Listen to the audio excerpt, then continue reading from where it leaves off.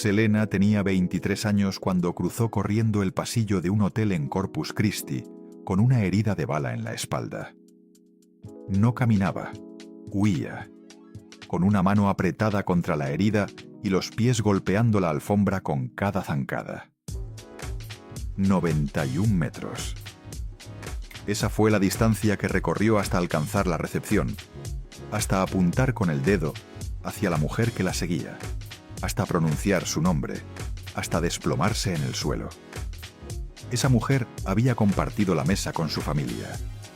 Su padre la había acercado a ellos. Ese padre se llamaba Abraham Quintanilla, el hombre que edificó a Selena a lo largo de 23 años. El que eligió su música, su imagen, sus afectos y sus adversarios. El que dominó cada aspecto de su existencia y que el 13 de diciembre de 2025, a los 86 años, murió sin haber respondido una sola vez la pregunta más importante de todas. ¿Por qué envió a su hija de 23 años a enfrentarse sola con esa mujer? Esa pregunta acaba de quedar sin respuesta para siempre. Antes de relatar lo que ocurrió aquella mañana del 31 de marzo de 1995, hay 4 cosas que necesitas conocer. 4 cosas que Abraham Quintanilla nunca quiso que se contaran juntas. La primera. Existe una última llamada. Selena telefoneó a Chris Pérez desde la habitación del hotel minutos antes de que Yolanda Saldívar disparara. Lo que le dijo en esa conversación y la decisión que tomó después definen todo lo que siguió. Volveremos a esa llamada. La segunda. Hay un detalle en el inventario de objetos personales que llevaba Selena ese día, algo que Abraham nunca mencionó públicamente en 30 años. Los periodistas que preguntaron al respecto no recibieron respuesta. Nunca fue confirmado ni negado. Simplemente no existió en la versión oficial de los hechos. Lo entenderás más adelante. La tercera. Abraham Quintanilla le confesó algo a Cristina Saralegui, una sola vez. Algo que no volvió a repetir frente a ninguna otra cámara. Ahora que Abraham ya no está, esa confesión adquiere un peso que él no pudo anticipar. La cuarta. En 2024, Yolanda Saldívar habló en un documental y dijo cosas sobre Selena que Abraham pasó 3 décadas intentando silenciar. Ahora esa versión flota sola, sin nadie que pueda rebatirla. Si te gusta este contenido, suscríbete para no perderte ninguna historia oculta. Te avisaré cuando lleguemos a cada una. Para comprender lo que ocurrió el 31 de marzo de 1995, primero tienes que entender a un solo hombre. Abraham Quintanilla llegó al mundo sin ninguna ventaja. Tejano de origen mexicano, nacido en 1939 en Corpus Christi. Creció en un Texas donde los latinos vivían en un lado de la ciudad y los anglos en el otro. Cruzar esa frontera invisible tenía consecuencias. Desde pequeño aprendió una lección que no olvidaría nunca. Si no peleas por lo tuyo, el mundo no te entrega nada. Formó una banda en los años 60. Los Dinos tocaron en salones de barrio, en ferias locales, en bailes privados a los que entraban por la puerta trasera. 2 décadas de actuaciones sin un contrato discográfico, sin reconocimiento, sin ninguna certeza de que el mañana fuera distinto al ayer. Abraham conocía el fracaso. Lo había tenido tan cerca que aprendió a temerle más que a cualquier otra cosa. Y entonces nació Selena, abril de 1971. La tercera hija, la que cantaba antes de saber hablar con claridad, la que a los 6 años imitaba a las cantantes de la radio con una precisión que no se aprende, que viene de algún lugar que no tiene explicación. Abraham la escuchó cantar cuando ella tenía 9 años y tomó la única decisión que sabía tomar. Decidió por ella. Así comenzó todo. No con un contrato, no con un productor. Con un padre que oyó algo en la voz de su hija que él nunca tuvo en la suya, y que decidió que esa voz iba a cambiar todo lo que los Quintanilla habían intentado y no habían podido lograr. El restaurante familiar de Corpus Christi cerró. La familia se quedó sin ingresos. Abraham tomó una decisión que para muchos padres habría sido impensable. Sacó a sus 3 hijos del colegio y los convirtió en una banda. Abe al bajo, su hermana en la batería, Selena al frente. Viajaban en una furgoneta desvencijada de ciudad en ciudad por todo el sur de Texas. Cantinas, salas de segunda categoría, lugares donde el público a veces era hostil y les pagaban en efectivo, contando los billetes sobre la barra. Selena tenía 11 años la primera vez que actuó en un lugar así, y cantaba en español, siendo una niña que se había criado hablando inglés en casa. Aprendía las letras de manera fonética porque su padre así lo había determinado.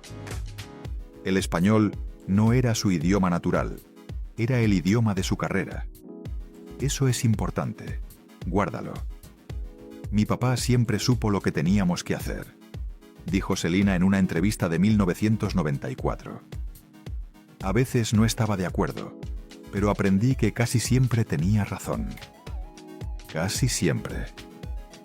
Esas 2 palabras las dijo sonriendo, pero cuando las pronunció, ya habían transcurrido 2 años desde la batalla más grande entre Selena y Abraham. La batalla que Selena ganó. La única que ganó. A mediados de los 80, Selena ya era la artista tejana más vendida de la historia. Discos de oro, estadios repletos, portadas de revistas que nunca antes habían destacado a una mujer tejana en su primera plana. En 1971, una furgoneta desvencijada y 3 hijos sacados del colegio. En 1994, 15 discos de oro, un Grammy, estadios de 60.000 personas. 23 años. Del estacionamiento de una feria al escenario más grande de Texas. El Grammy llegó en febrero de 1994. Mejor álbum mexicoamericano por Live, grabado en el Astrodome de Houston ante miles de personas. Selena subió al escenario con aquel vestido morado que todo el mundo recuerda. Tomó el Grammy con las 2 manos y cuando lo levantó, el Astrodome rugió. Lo que mucha gente no sabe es lo que ocurrió fuera de ese estadio. En Corpus Christi, en San Antonio, en los barrios del sur de Texas. Personas que no tenían entrada para la ceremonia oyeron la noticia por la radio. Madres que cocinaban, hombres que volvían del trabajo, abuelas que no hablaban inglés pero que conocían cada palabra de cada canción de Selena. Todos escucharon lo mismo. La chica que cantaba en su idioma, que venía de donde ellos venían, que entendía lo que ellos entendían, acababa de subir al escenario más importante de la música en Estados Unidos. Y había ganado. No era solo un Grammy. Era la primera vez que mucha de esa gente veía algo suyo llegar hasta ese lugar. 1 año y 1 mes después, estaría muerta. Abraham la protegía con una ferocidad que quienes la rodeaban aprendieron a respetar. Ningún reportero se acercaba a Selena sin que Abraham aprobara la entrevista. Ningún contrato se firmaba sin que él lo revisara. Ningún miembro del equipo tenía acceso directo a ella sin pasar primero por él. Siempre fue él quien decidió. Y entonces apareció alguien que Abraham no había previsto.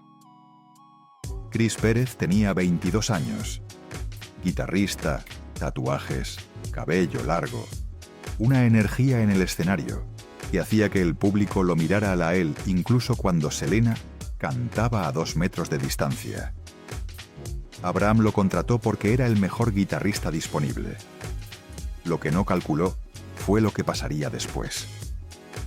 Selena y Chris comenzaron a hablar, luego a verse a solas, luego a enamorarse con esa intensidad silenciosa de 2 personas que saben que lo que sienten no tiene cabida en el mundo que las rodea.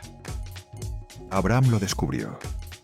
La conversación que vino después fue la más tensa en la historia de esa familia.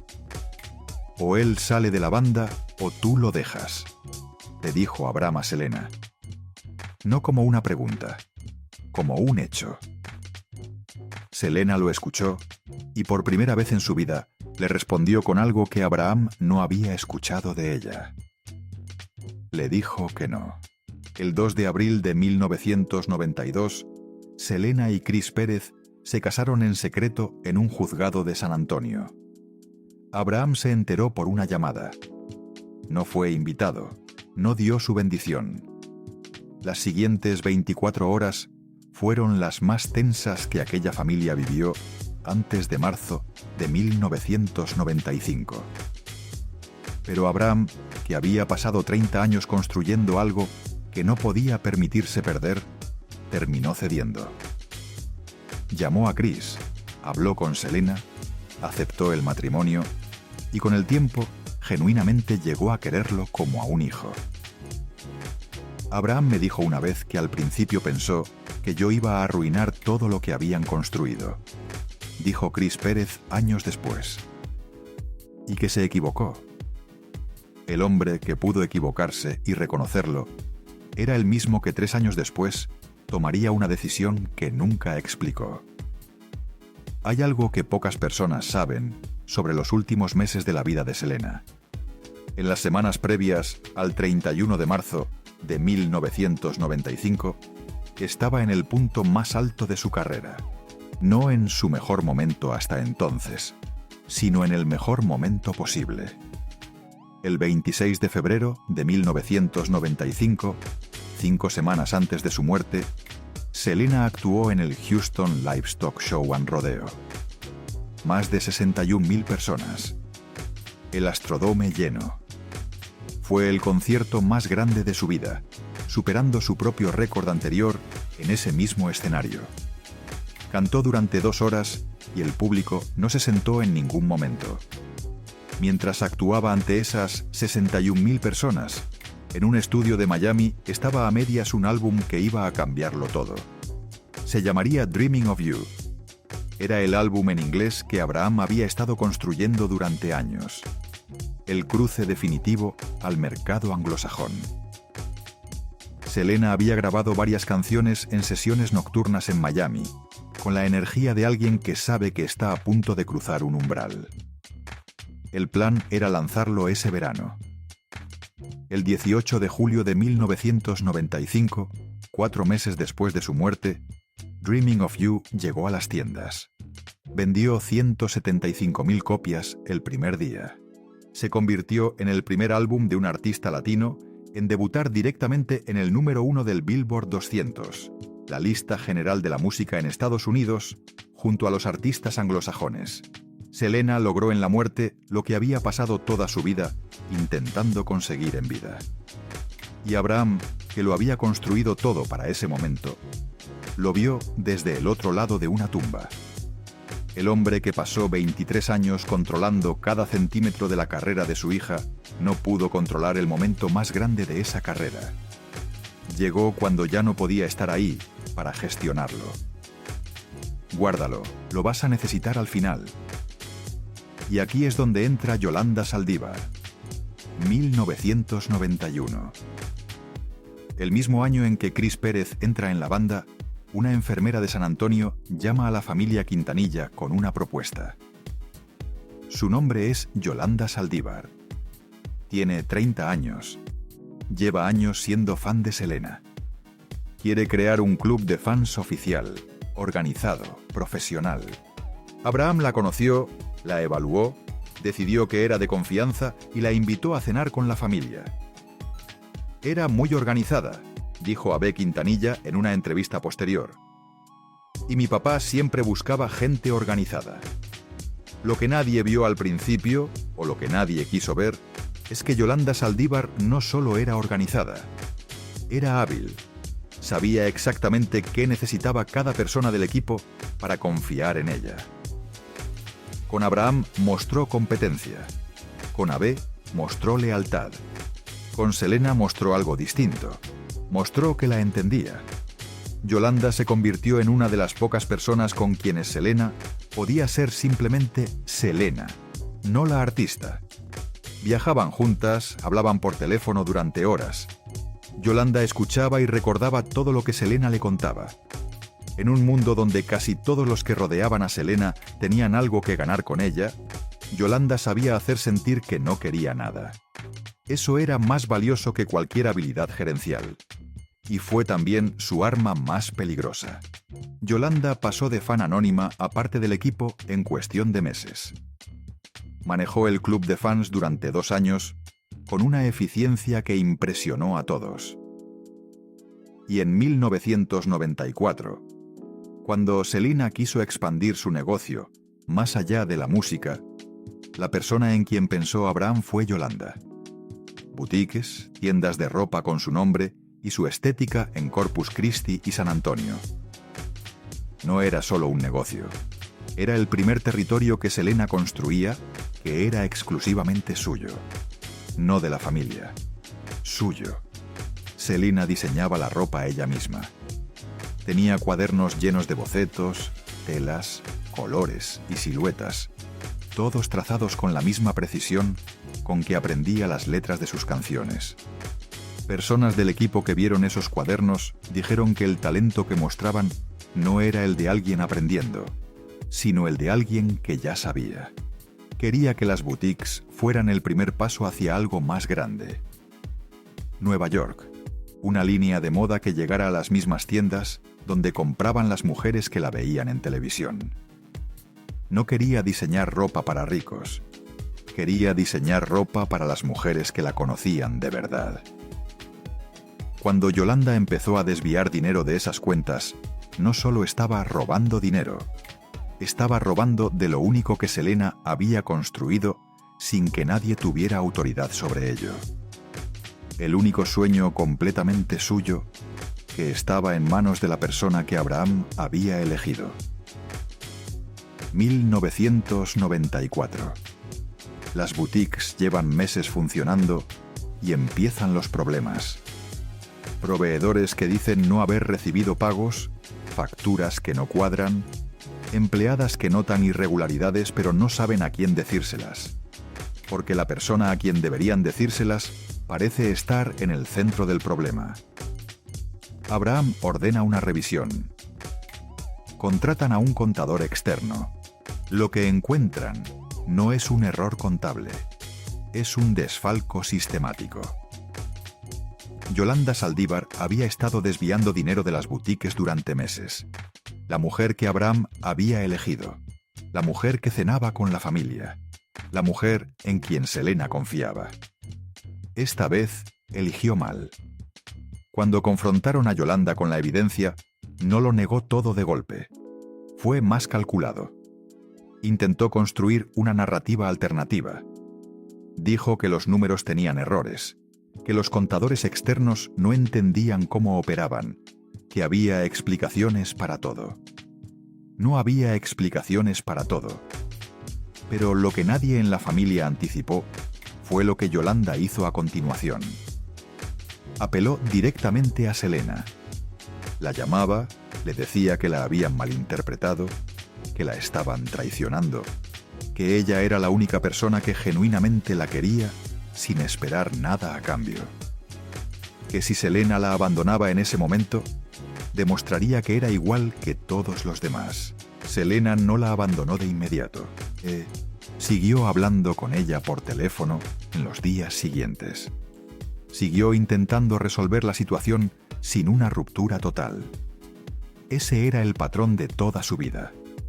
Evitar la confrontación directa, buscar el camino que permitiera que todos quedaran bien. Abraham conocía ese patrón. Lo había observado durante 23 años. Lo había construido él mismo con cada decisión que tomó por ella antes de que ella pudiera decidir por sí misma. Aquí es donde el 31 de marzo de 1995 se vuelve más oscuro de lo que parece en la superficie. Selena no llegó a ese hotel en un momento de debilidad. Llegó en el pico de su vida. 5 semanas antes había dado el concierto más grande de su carrera. Estaba grabando el álbum que iba a cambiarlo todo. Tenía 23 años y por primera vez en su vida tenía algo completamente suyo. Las boutiques, los bocetos, el sueño de la moda, un marido que la amaba, una carrera que nadie le podía arrebatar. Y aún así fue, porque su padre lo necesitaba. 30 años después, ese detalle es el que más duele. No que la mataran, no que la traicionara alguien de confianza, sino que fue en el mejor momento de su vida, con más razones que nunca para protegerse. Y no pudo decir que no. Abraham necesitaba recuperar los documentos financieros de las boutiques que estaban en manos de Yolanda. Registros, facturas, contratos, pruebas del desfalco para proceder legalmente. Alguien tenía que ir por esos documentos. Alguien tenía que enfrentarse a Yolanda Saldívar, una mujer que ya había demostrado ser capaz de mentir durante meses a la cara de toda la familia. Una mujer que ya sabía que la habían descubierto. Una mujer que llevaba días encerrada en un hotel con tiempo de sobra para pensar. Abraham tomó una decisión. Mandó a Selena, una chica de 23 años, sola, a un hotel, a confrontar a una mujer que ya tenía todos los motivos para sentirse acorralada. ¿Por qué no fue él? Esa pregunta murió con Abraham el 13 de diciembre de 2025. Jas. A finales de marzo de 1995, Yolanda Saldívar lleva varios días instalada en la habitación 158 del Days Inn de Corpus Christi. Sabe que la han descubierto. Sabe que la confrontación es inevitable. Ha tenido llamadas tensas con Selena en los días anteriores. El 9 de marzo de 1995, Yolanda Saldívar compró un arma. 10 días antes del 31 de marzo. No fue un crimen de impulso. No fue una explosión de rabia de un segundo. Yolanda compró esa arma cuando ya sabía que la habían descubierto, cuando ya sabía que el encuentro iba a ocurrir. Piensa en eso. 10 días. ¿Qué calculaba Yolanda durante esos 10 días? Siguió llamando a Selena, diciéndole que la necesitaba, que tenía los documentos, que pasara por el hotel. Selena accedió. 31 de marzo de 1995. Corpus Christi, Texas. 8:51 de la mañana. El coche de Selena llega al Days Inn. Entra sola, sin seguridad, sin nadie de la familia. Va directamente a la habitación 158. Yolanda la recibe. La conversación comienza en calma. Le entrega algunos documentos. Y entonces Yolanda hace algo que nadie esperaba. Le dice a Selena que fue víctima de una agresión sexual, que un médico la atacó, que necesita atención, que tiene miedo de ir sola. Selena, que incluso en ese momento de tensión y desconfianza, no podía abandonar a alguien que decía necesitarla, dijo que sí. La llevó a una clínica esa mañana. Estuvo con ella, la acompañó. El médico que las atendió examinó a Yolanda y determinó que la denuncia de agresión sexual no tenía evidencia que la sustentara. Lo dejó por escrito, pero Selena estaba ahí con Yolanda, creyéndola. Regresaron al Days Inn alrededor de las 11 de la mañana y Selena volvió a la habitación a buscar el resto de los documentos que Abraham necesitaba. El silencio dentro de esa habitación debió durar apenas unos segundos. Esos segundos en que dos personas saben exactamente a dónde va la situación y ya ninguna puede detenerla. Ahora te doy la primera cosa que te prometí, la llamada. Dentro de esa habitación, con Yolanda frente a ella y algo en el ambiente que no encajaba, Selena tomó su teléfono y llamó a Chris. La conversación fue breve. Selena le dijo que algo estaba mal, que Yolanda se comportaba de forma extraña, que tenía miedo. Chris le dijo que saliera ahora mismo, que dejara los documentos, que se fuera. Selena le dijo que no podía, que necesitaba esos documentos, que su padre los necesitaba. En los últimos minutos de su vida, Selena Quintanilla siguió tomando decisiones para alguien que no estaba ahí. Colgó el teléfono y se quedó.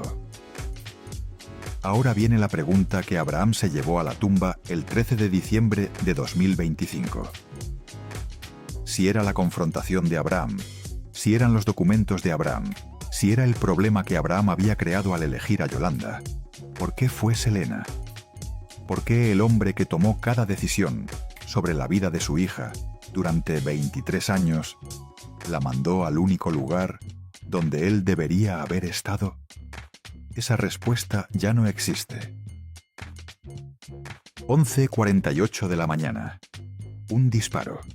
Selena sale corriendo de la habitación 158. La bala entró por la espalda derecha y atravesó la clavícula. El dolor debió ser como una pared de fuego que aparece de golpe. Pero corrió. 11:48 y 30 segundos. La moqueta del pasillo es color Burdeos. 91 metros de moqueta Burdeos. Alguien la limpió al día siguiente, sin saber todavía con exactitud qué había ocurrido ahí. 11:49. Llega a la recepción. El recepcionista la ve entrar tambaleándose. Selena señala hacia el pasillo. Dice el nombre, Yolanda Saldívar. Lo dice completo. Y cae. 11:49. El recepcionista llama al 911. Su voz tiembla. Al fondo se escucha el ruido del hotel. La voz de Selena, muy débil, diciendo algo que el operador no consigue descifrar. 12:05. Llega la ambulancia. 12:28. Selena es ingresada en el Memorial Medical Center de Corpus Christi. Llega en estado crítico. Los médicos de urgencias trabajan durante 37 minutos.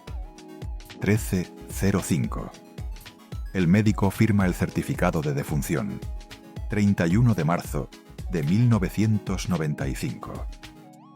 8:51 de la mañana, Selena entra al Days Inn con toda la vida por delante. 31 de marzo de 1995. 13:05, el médico firma el certificado de defunción. 4 horas y 14 minutos. Eso es todo lo que duró. Piensa en eso un momento. 91 metros con una bala en el cuerpo. No para escapar, para señalar, para decir el nombre, para que la persona responsable no pudiera negarlo. Hasta en ese momento, herida y agonizando, hizo el trabajo que tenía que hacer.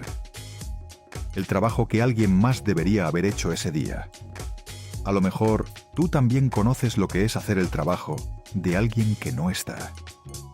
Cargar con lo que no te corresponde porque aprendiste desde pequeño que así funcionan las cosas. Que decir que no tiene un precio que no siempre puedes pagar. Selena lo aprendió a los 9 años en un escenario.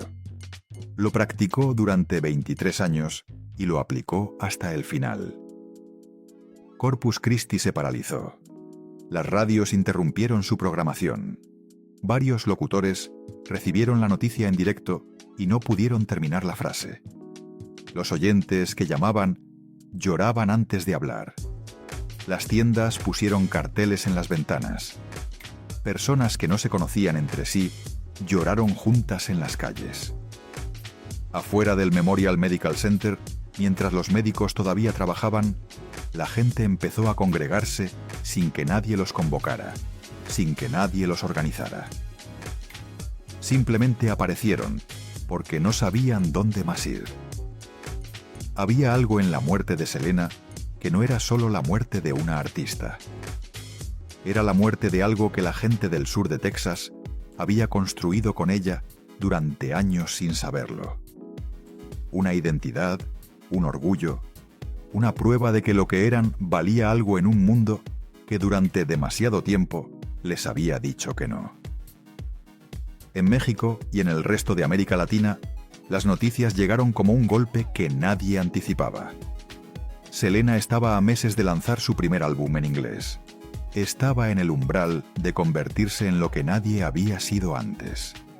Una artista latina que cruzaba al mercado anglosajón sin dejar atrás lo que era. Ese álbum ya estaba grabado a medias.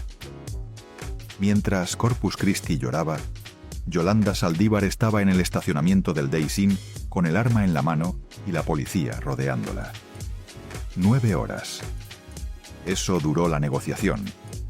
9 horas en que Yolanda apuntó el arma a su propia cabeza varias veces, en que preguntó cómo estaba Selena, aparentemente sin saber todavía que Selena había muerto. El negociador la mantuvo al teléfono hora tras hora, mientras el sol bajaba sobre el estacionamiento. Las personas que siguieron esas horas desde afuera describieron algo difícil de olvidar. La misma mujer que durante años había hecho todo para acercarse a Selena, que había construido una relación de confianza durante 4 años, estaba ahora sola en una camioneta rodeada de policías, mientras la persona que la había definido moría en un hospital. El círculo más brutal posible, y Yolanda todavía no lo sabía. Cuando el negociador finalmente le confirmó que Selena había muerto, algo en la voz de Yolanda cambió. Las personas que escucharon esa transmisión dijeron que lo que vino a continuación no sonó a culpa. Sonó a algo que no tiene nombre claro. El llanto de alguien que perdió algo que también destruyó. Fue arrestada a las 9:30 de la noche. Esa tarde, en algún lugar de Corpus Christi, Abraham Quintanilla recibió una llamada. No sabemos quién llamó primero. No sabemos qué se dijo exactamente. Solo sabemos que después de esa llamada, el hombre que siempre había tenido una respuesta para todo, entró en un silencio del que nunca volvió del todo. Lo que vino a continuación fue lo que Abraham Quintanilla hacía mejor que nadie: controlar la narrativa. El velatorio fue el 2 de abril de 1995, la misma fecha del tercer aniversario de la boda de Selena y Chris. Una coincidencia que duele sola. Abraham tomó una decisión sobre ese velatorio. Decidió que el ataúd estuviera abierto. Hubo voces en el equipo que no estuvieron de acuerdo. Chris Pérez no habló públicamente de ese momento durante años. Pero Abraham decidió, como siempre había decidido, y decenas de miles de personas hicieron fila durante horas para ver a Selena. La imagen de su cuerpo en ese ataúd recorrió todos los medios del continente. Hay una parte de esa noche que nunca se contó. En algún momento entre el 31 de marzo y el 2 de abril, Abraham Quintanilla tuvo que tomar esa decisión. No en una sala llena de personas. Solo, en algún cuarto, con el peso de lo que había pasado ese día encima. ¿Cómo llegó a esa decisión? ¿A través de cuánto dolor? Es algo que nunca fue contado. Y Abraham, en una sola entrevista con Cristina Saralegui, dijo algo sobre esa noche que nunca repitió ante ninguna otra cámara. Pero eso llega en un momento. Primero tienes que entender lo que pasó en el juicio. Octubre de 1995.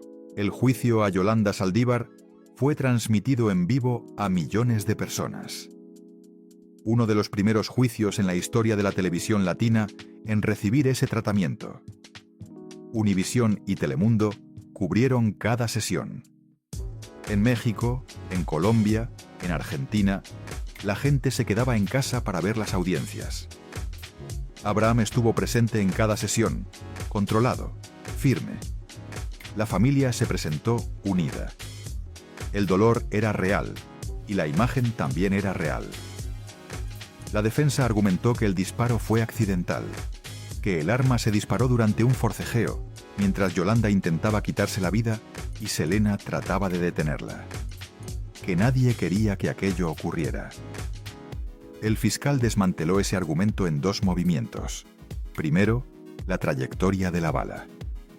No era consistente con un forcejeo en que 2 personas jalan el arma. Era consistente con un disparo a distancia, desde atrás. Segundo, el arma comprada el 9 de marzo, 10 días antes del 31 de marzo, cuando Yolanda ya sabía que la habían descubierto, cuando ya podía calcular que el encuentro iba a ocurrir. El personal del hotel testificó sobre lo que vio ese día. La mujer que entró a las 8:51. La mujer que salió corriendo por el pasillo con una mano en la espalda. El nombre que dijo antes de caer. Yolanda Saldívar no testificó en su propia defensa. El jurado deliberó casi 12 horas. Cuando se leyó el veredicto, la cara de Yolanda no cambió de inmediato. Culpable. Asesinato en primer grado. Hubo un segundo de silencio en la sala antes de que empezara el ruido. Afuera del juzgado, cuando anunciaron el veredicto, alguien gritó, y después el ruido se convirtió en llanto. Abraham salió del juzgado sin hacer declaraciones. Ese día entró a un coche y se fue. La sentencia llegó poco después. Cadena perpetua con posibilidad de libertad condicional a los 30 años. La sentencia convirtió a Yolanda en el villano que todo el mundo necesitaba, y a Abraham en el padre destrozado que había perdido lo más valioso de su vida. Abraham hizo algo más con ese dolor. En 1995 creó la Fundación Selena, una organización dedicada a otorgar becas universitarias a jóvenes latinos de escasos recursos, estudiantes que necesitaban dinero para pagar una carrera que sus familias no podían costear. En 23 años de vida, Selena nunca fue a la universidad. La sacaron del colegio a los 11 años para que tocara en la banda. La fundación que lleva su nombre pagó la educación de cientos de jóvenes que habrían pasado por el mismo sistema que a ella le cerró esa puerta. Si eso fue culpa, o amor, o las dos cosas al mismo tiempo, es una pregunta que Abraham nunca respondió públicamente. Esa imagen duró 3 décadas. Abraham siempre decidió qué historia se contaba sobre Selena. Pero la historia de Abraham Quintanilla no terminó el 31 de marzo de 1995. En cierto modo, fue ahí donde empezó. ¿Recuerdas lo que te pedí que guardaras desde el principio? Ahora es cuando empieza a importar de verdad. Desde 1995 hasta 2025, Abraham Quintanilla fue el guardián absoluto del legado de Selena. No metafóricamente, legalmente. La familia tenía los derechos sobre la música, la imagen, el nombre. Ningún proyecto avanzaba sin la aprobación de los Quintanilla. Y la aprobación de los Quintanilla era, en la práctica, la aprobación de Abraham. El primer gran proyecto fue la película de 1997, con Jennifer López en el papel de Selena. Abraham supervisó el proceso de casting. Estuvo en las reuniones de producción. Revisó el guión. La historia que se contó en esa película fue la historia que Abraham aprobó. Selena, la artista perfecta. Abraham, el padre dedicado. Yolanda, la traidora. Sin preguntas incómodas, sin huecos. La película recaudó $35 millones solo en Estados Unidos. Jennifer López se convirtió en estrella de Hollywood. Y la versión de Selena, que millones de personas conocieron, fue la versión que Abraham construyó. Documentales, biografías, homenajes, series. Todo pasaba por él. 30 años de narrativa controlada. 30 años de la misma historia. Selena era perfecta. Abraham la amaba. Yolanda era el monstruo. Esa narrativa no era falsa, pero tenía huecos. Y Abraham fue quien decidió durante 30 años que esos huecos no existían. Durante ese tiempo, Abraham también cargó con algo que muy poca gente pudo ver. Recibía cartas. Durante años, reclusas desde distintas prisiones le escribían amenazando a Yolanda, diciéndole que si salía de la cárcel no iba a durar. Si Yolanda saliera, la matarían, dijo Abraham en una entrevista. Yo sigo recibiendo cartas de personas que se lo harían. un hombre cargando la rabia de miles de desconocidas, sumándola a la propia. 30 años así. Y entonces, en 2024, algo que Abraham había logrado contener durante 3 décadas, dejó de estar contenido. Yolanda Saldívar lleva casi 30 años en la unidad Mountain View de Gatesville, Texas. Su vida dentro de la prisión no ha sido tranquila. Ha acumulado infracciones disciplinarias y ha tenido conflictos con otras reclusas. El nombre Selena dentro de esas paredes es una carga que Yolanda lleva sola, porque el amor que el mundo tuvo por Selena no desapareció con la sentencia. En 2024 accedió a hablar en un documental. Por primera vez en 3 décadas, habló sin que Abraham pudiera responderle en tiempo real. Selena era mi mejor amiga, dijo Yolanda. Lo que pasó en esa habitación fue un accidente. Yo nunca quise hacerle daño. Y dijo algo más, que Selena tenía una vida que su familia no conocía completamente, que la relación entre Selena y los Quintanilla era más complicada de lo que se había contado durante 30 años. Abraham respondió desde San Antonio. Yolanda Saldívar lleva 30 años mintiendo. Eso es todo lo que tengo que decir. Puerta cerrada. Conversación terminada. Pero hay una diferencia fundamental entre 2024 y ahora. Abraham Quintanilla murió el 13 de diciembre de 2025. Lo que Yolanda dijo ya no tiene respuesta. Flota sola. Y la única persona que durante 30 años fue el contrapeso a cualquier versión alternativa de la historia, ya no puede serlo. Ahora llega la segunda cosa que te prometí. El bolso de Selena. Hay un detalle del inventario de objetos personales que llevaba Selena ese día que Abraham Quintanilla nunca discutió públicamente. Ni en los días posteriores a la muerte, ni durante el juicio, ni en ninguna de las 3 décadas que siguieron. Periodistas que lo mencionaron en reportajes no obtuvieron respuesta de la familia. Nunca fue confirmado. Nunca fue desmentido. Simplemente no existió en la narrativa oficial. Selena tenía 23 años. Llevaba casi 3 años casada con Chris. Había dicho en entrevistas que quería ser madre. Chris también lo había dicho. ¿Qué había en ese bolso? ¿Y qué significaba? Es una pregunta que Abraham se llevó a la tumba el 13 de diciembre de 2025. Y ahora, nadie con su peso puede responderla. Quizás sabes cómo se siente eso. Que alguien decida que una pregunta no merece respuesta. No porque la respuesta no exista, sino porque darla cuesta demasiado. Abraham Quintanilla eligió sus silencios con mucho cuidado. Este fue uno de ellos. Ahora te doy la tercera cosa que te prometí, la confesión. En una entrevista con Cristina Saralegui, uno de los pocos espacios donde Abraham habló sin escudo corporativo, dijo algo que nunca repitió después. Dijo que abrir el ataúd de Selena durante el velatorio fue el error más grande que cometió en su vida. Si tuviera que hacerlo otra vez, dijo Abraham, jamás lo haría. Una sola vez, solo con Cristina y nunca más.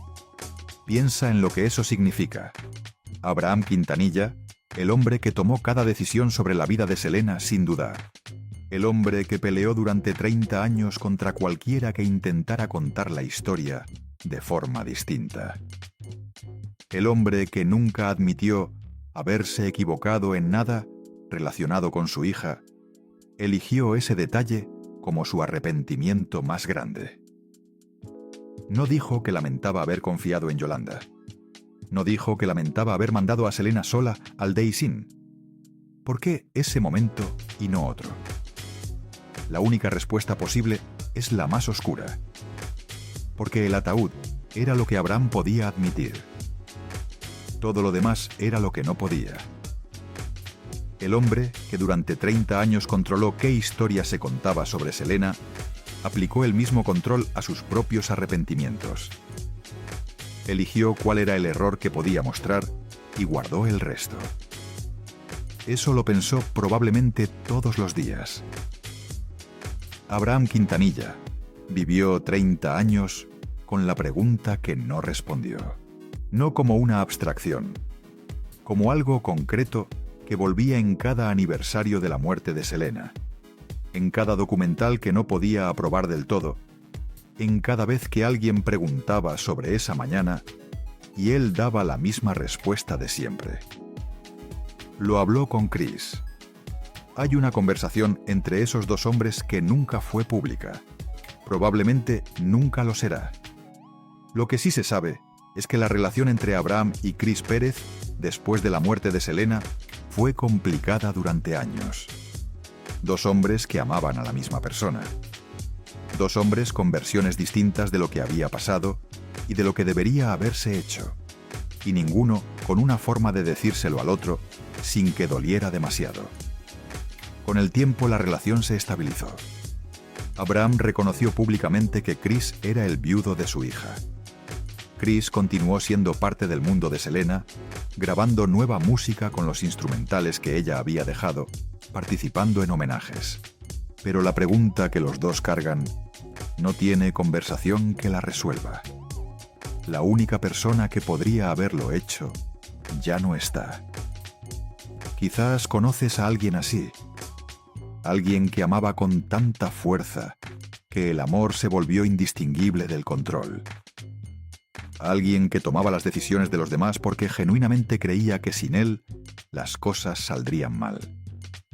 Alguien que construyó algo hermoso y que al mismo tiempo, sin quererlo, construyó una jaula. Esa persona también cargó con algo hasta el final que no supo cómo decir. Marzo de 2025. La Junta de Indultos y Libertad Condicional de Texas se reúne para revisar el caso de Yolanda Saldívar.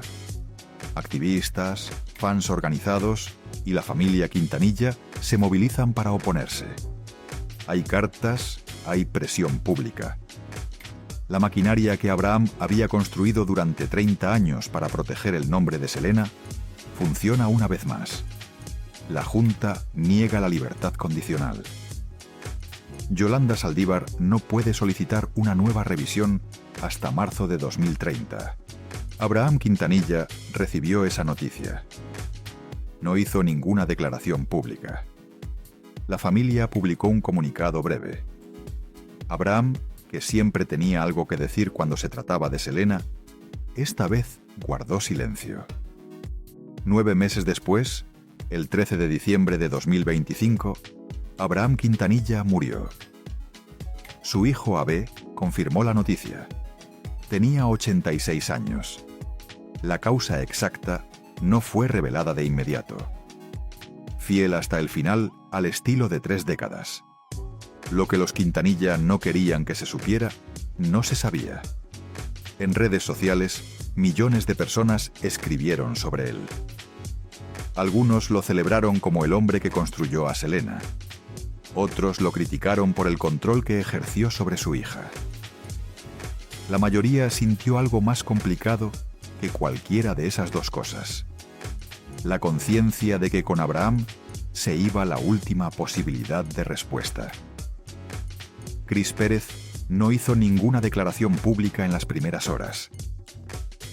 Yolanda Saldívar, desde la prisión, no supo del fallecimiento hasta días después.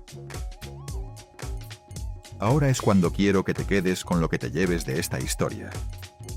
No la fecha, no los nombres. Existe un tipo de amor que no sabe distinguirse del control. Un amor que dice, yo sé lo que es mejor para ti, y lo cumple durante décadas. Un amor que construye y protege y al mismo tiempo aprieta hasta que no queda espacio para respirar. Un amor que no sabe soltarse aunque quiera, aunque duela, aunque cueste. Abraham Quintanilla amaba a Selena. Eso no está en duda. Pero la amó de la única forma que sabía amar, tomando decisiones por ella. Desde que tenía 9 años hasta la mañana del 31 de marzo de 1995, él siempre decidió por ella. Y esa mañana tomó la última decisión. La que nunca explicó. la que ya no puede explicar. Ahora tienes que saber lo que pasó después de que Selena murió. No con su familia, no con Yolanda, con su música. El 18 de julio de 1995, 4 meses después del 31 de marzo, Dreaming of You llegó a las tiendas. Selena no estaba ahí para verlo. Vendió 175.000 copias el primer día, debutó directamente en el número 1 del Billboard 200, la lista general de la música en Estados Unidos, junto a los artistas anglosajones. Fue el primer álbum de un artista latino en conseguirlo. Abraham lo había construido todo para ese momento. Había pasado 23 años llevando a su hija desde una cantina en Corpus Christi hasta las puertas del mercado anglosajón.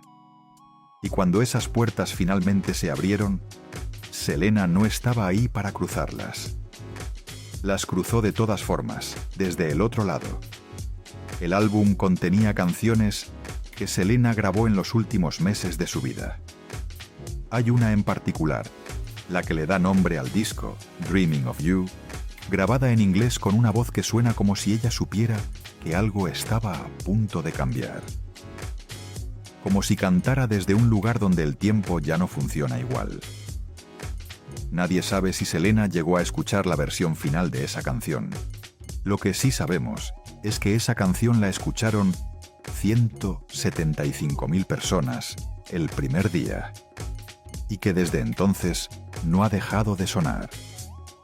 En Corpus Christi, a orillas del Golfo de México, hay una estatua de bronce. Se llama Mirador de la Flor. Representa a Selena con los brazos abiertos mirando hacia el agua. La construyeron con el dinero que donaron sus fans. No con dinero de la industria, no con dinero de la familia. Con el dinero de personas que no la conocían en persona, pero que sentían que la conocían de otra forma. Hay un banco frente a la estatua. Todos los días, personas que no son de Corpus Christi llegan a ese banco y se sientan un rato. Algunas traen flores, algunas traen fotos, algunas simplemente se sientan y miran el agua. Han pasado 30 años. Los que tenían 20 años cuando Selena murió, tienen 50 ahora y siguen yendo. Y sus hijos, que no nacieron cuando Selena estaba viva, también van. Cada año en abril, la ciudad de Corpus Christi celebra la Fiesta de la Flor, un festival en honor a Selena. No lo organiza la familia, lo organiza la ciudad. Vienen decenas de miles de personas de todo Estados Unidos y de México. Se instalan frente al estadio donde Selena actuó. Escuchan sus canciones. Muchos de ellos lloran. El año pasado, entre la multitud, había gente que tenía 15 años, que no había nacido cuando Selena murió, que solo la conocía por las canciones y por lo que les contaron sus madres. Eso es lo que ningún contrato de derechos puede controlar. Lo que ningún Abraham puede gestionar desde una sala de reuniones. Una generación que no vivió a Selena y que la siente suya de todas formas. 30 años. Y la voz sigue. Hay algo en esa estatua que no tiene explicación racional. Una chica de Corpus Christi que cantaba en un idioma que aprendió de manera fonética, que murió a los 23 años, que nunca llegó a lanzar en vida el álbum que la habría convertido en estrella mundial. Y sin embargo, ahí está, de bronce, con los brazos abiertos mirando el agua. ¿Qué es lo que la gente busca cuando va a sentarse en ese banco? Quizás lo mismo que buscaba cuando encendía la radio y oía su voz. Sentirse vista. Sentir que algo de lo que eras tenía valor en un mundo que muchas veces te decía que no. Eso no lo controló Abraham. Eso nunca lo controló nadie. En 2012, Chris Pérez publicó un libro. Se llamaba To Selena, with Love. Tardó 17 años en escribirlo. Era la primera vez que hablaba de la relación con ella de forma extensa y pública. No fue un libro de escándalo. Fue un libro de amor. Contaba los primeros años juntos, la escapada a San Antonio, Los primeros meses de matrimonio, la vida cotidiana de dos personas que se amaban en un mundo que no les dejaba mucho espacio para ser simplemente eso. Y contaba algo que muy pocas personas sabían. La noche del 31 de marzo de 1995, después de que Selena murió, Chris Pérez no podía estar en casa. No podía estar en ningún sitio que tuviera algo de ella. Pasó horas en el coche conduciendo por Corpus Christi sin destino. Las mismas calles, las mismas luces, el mismo golfo, la misma ciudad, todo igual. Ella no. Ese hombre lleva esa noche consigo desde hace 30 años. Y lleva también algo más. Lleva la última frase que le dijo Selena por teléfono antes de que todo terminara.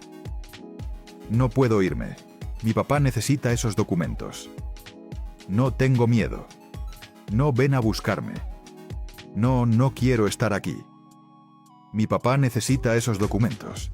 30 años de decisiones tomadas por otro no se deshacen en una mañana.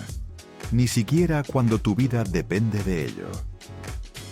Selena Quintanilla era una chica que aprendió a cantar en español para complacer a su padre y terminó siendo la artista que le devolvió el orgullo a millones de personas que sentían vergüenza de hablar su propio idioma. Un idioma que aprendió fonéticamente se convirtió en el vehículo de algo que sí entendía perfectamente. Que la gente que te escucha necesita sentirse vista. En los últimos minutos de su vida, Selena Quintanilla siguió viendo a alguien más antes de verse a sí misma. Colgó el teléfono, se quedó, recogió los documentos de su padre. Y cuando ya no hubo nada más que hacer, corrió 91 metros para señalar. No corría solo para escapar. Corría para que hubiera testigos. Para que la historia que se contara fuera la historia real. Para que nadie pudiera negarlo. Hizo el trabajo hasta el final. Él siempre decidió por ella. Y esa última mañana, con una bala en la espalda y 91 metros de moqueta color burdeos por delante, la única decisión que tomó fue la suya. Yolanda Saldívar tiene 64 años. Cumplirá 69 en 2030, cuando pueda volver a solicitar la libertad condicional. Sigue en la unidad Mountain View de Gatesville, Texas. Los que conocen el sistema dicen que sus posibilidades de salir son bajas. El caso tiene demasiada visibilidad. El apellido Quintanilla todavía tiene demasiado peso, aunque el hombre que lo llevaba ya no esté. Chris Pérez tiene 55 años. Sigue haciendo música. Sigue cargando con esa llamada. La última vez que habló con Selena, le dijo que se fuera, que dejara los documentos. Ella le dijo que no podía. La pregunta que Abraham se llevó a la tumba es la misma que Chris lleva desde aquel 31 de marzo. Si Selena hubiera podido decir que no, ¿lo habría hecho? 30 años de obedecer a Abraham no se deshacen en una mañana. Ni siquiera cuando tu vida depende de ello. Johnson, la mañana del 31 de marzo de 1995, empezó como cualquier otra mañana. Chris Pérez lo contó en su libro 17 años después. Selena se levantó antes que él. Fue a su cuarto para decirle que se iba al Days Inn. Lo despertó. Lo besó. Él volvió a dormirse. Ese es el último recuerdo que Chris tiene de Selena viva. Ese beso de una mañana normal, antes de que ella se fuera a hacer algo que no debería haber tenido que hacer ella. Hay un detalle sobre esa fecha que pocas personas nombran. Selena murió el 31 de marzo de 1995. Se había casado con Chris el 2 de abril de 1992. Murió 2 días antes de su tercer aniversario de boda. El velatorio fue el 2 de abril, el mismo día que habrían celebrado 3 años juntos. 2 días. Cuando horas después sonó el teléfono y le dijeron que Selena había sido herida, Chris corrió al Memorial Medical Center. Llegó mientras los médicos todavía trabajaban. Lo hicieron esperar en un pasillo. Estaba ahí cuando Selena todavía estaba en ese hospital. Nunca llegó a entrar. Cuando el médico salió al corredor a comunicar el fallecimiento, Chris Pérez llevaba un rato en ese pasillo esperando a que alguien le dijera que podía pasar. El único beso de despedida que tuvieron fue el que ella le dio esa mañana, creyendo que iba a volver. Afuera del hospital, la gente seguía llegando sin que nadie la convocara. La radio había dicho que Selena estaba herida de gravedad, y las personas simplemente aparecieron, con velas, con flores, con las manos vacías.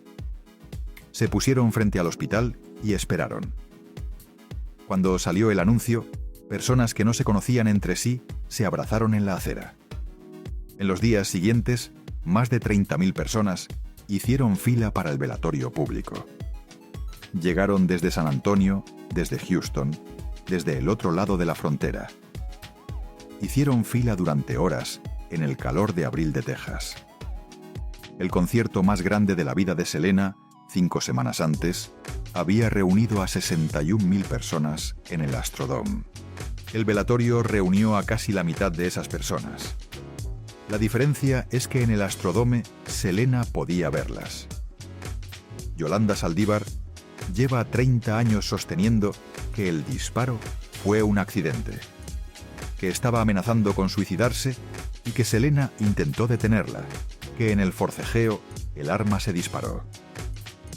Lo que esa versión no puede explicar es lo que los peritos establecieron en el juicio. La trayectoria de la bala era inconsistente con un disparo a corta distancia durante un forcejeo. Era consistente con un disparo desde cierta distancia hacia alguien que tenía la espalda vuelta, caminando hacia la puerta. Selena estaba saliendo cuando dispararon.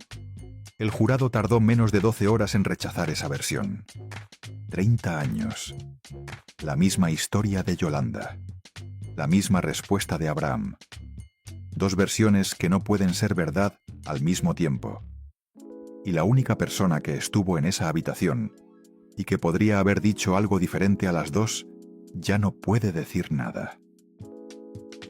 Entre los temas de Dreaming of You, había una balada en inglés que hizo algo que ninguna canción de Selena había hecho antes. Se llamaba I Could Fall in Love. Llegó al top 10 del Billboard Hot 100. Sonó en radios que nunca habían programado música tejana.